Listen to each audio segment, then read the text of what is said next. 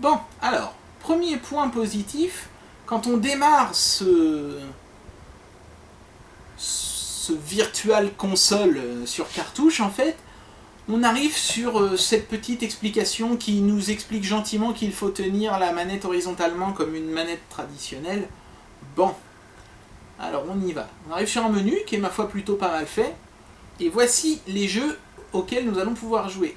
On a du Zuma, on a du Columns, on a du Casse-Brique, on a du Bubble Bobble, on a du R-Type, on a du Tetris, on a du Casse-Brique encore. Enfin, que des jeux d'une originalité incroyable. Je vais essayer de vous montrer les jeux qui sont un tant soit peu originaux, parce que bon, Tetris, Columns et compagnie, vous savez ce que c'est. Et on va commencer avec Plumber.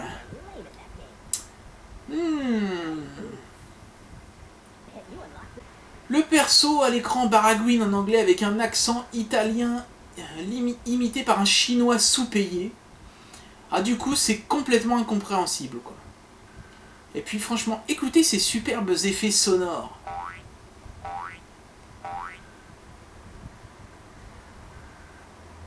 Sans parler de l'animation idiote quand on laisse le perso immobile trop longtemps. S'il veut bien la faire.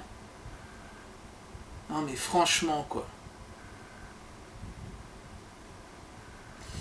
Bon, alors, on se déplace avec la croix, normal. Un bouton pour sauter, un bouton qui permet de lancer des clés à molette, mais apparemment elles sont limitées, donc je vais essayer d'éviter de les gaspiller. On peut aller chercher du fast-food un peu partout, voilà. Le jeu a deux défauts, à vrai dire. Premier défaut, ça vous trouverait le cul de mettre de la musique. Le deuxième problème, c'est que c'est pas toujours évident de voir ce qui fait partie du décor et ce qui fait partie du jeu. Par exemple, là, on pourrait croire que la barre jaune, c'est une plateforme, mais pas du tout, on passe au travers. Là, le trou, franchement, on a vite fait de pas le voir et de passer dedans, ce qui est pas plus mal d'ailleurs parce que c'est un raccourci. Mais vous voyez le truc rouge, vous ne pouvez pas sauter par-dessus, il fait partie du décor. Donc là, je suis arrivé dans un labo à la Resident Evil. Vous savez à quel jeu ça me fait beaucoup penser, ce jeu-là? À Rick Dangerous. Sauf que Rick Dangerous était quand même vachement fun, quoi. Alors que là, vraiment...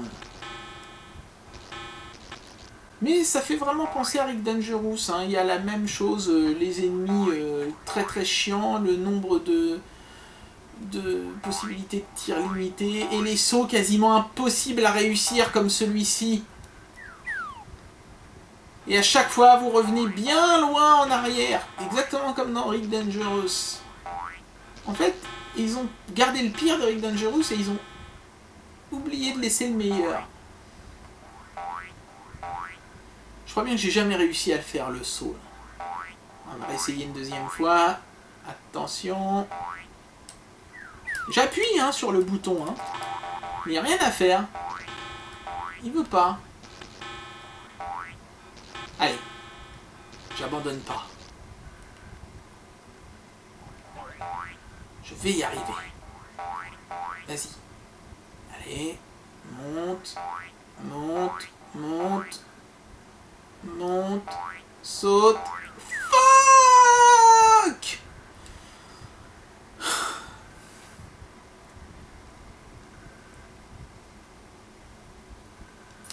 Bon, on va en essayer un autre. Tiens, Lightning Plan.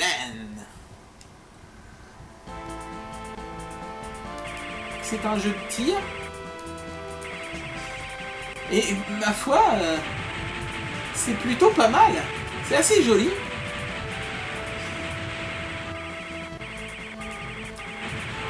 Il y a des power-ups, il y a des super tirs. Qui ressemblent plus à des bretzels enflammés.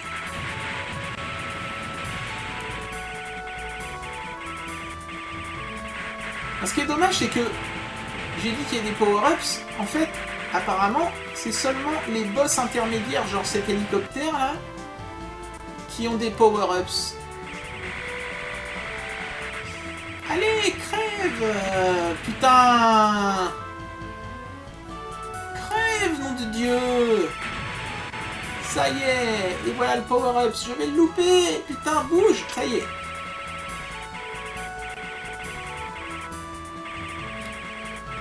Enfin voilà, c'est du R-Type quoi. Mais enfin les graphismes sont plutôt sympas.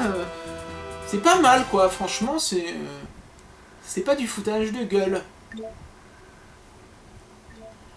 Monsieur Oignon, eh ben voilà d'où viennent tous nos oignons tristes. Le jeu officiel des oignons tristes. Alors, c'est pas tellement étonnant que Monsieur Oignon soit triste. Tout le tue. Regardez ça. Les ennemis le tuent. Les chutes le tuent. Et il y a même un chrono qui le tue. Son seul moyen de défense à Monsieur Oignon, c'est de cracher la gueule de ses adversaires. On va essayer de finir un niveau quand même.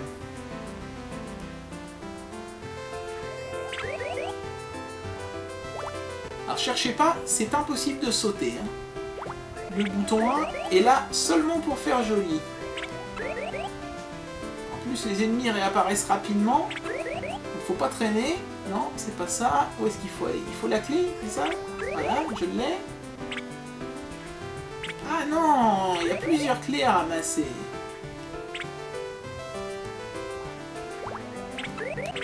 Et voilà. Et on passe au niveau suivant. Faut pas déconner, parce que le temps est très limité, quoi.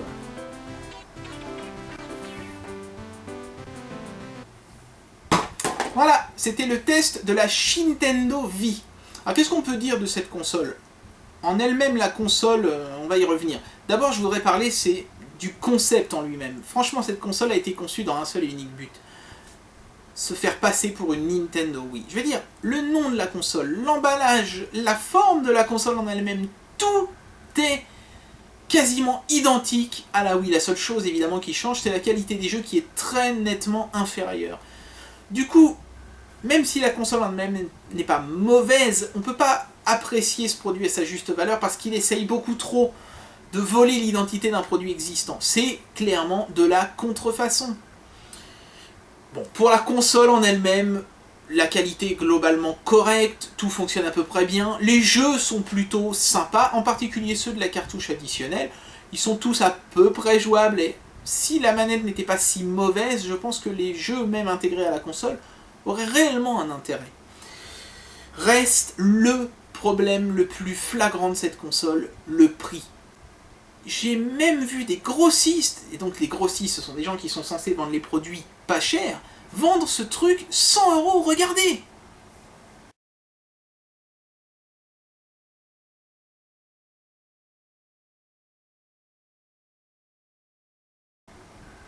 À partir de là, c'est pas étonnant qu'on lise ça à côté du prix.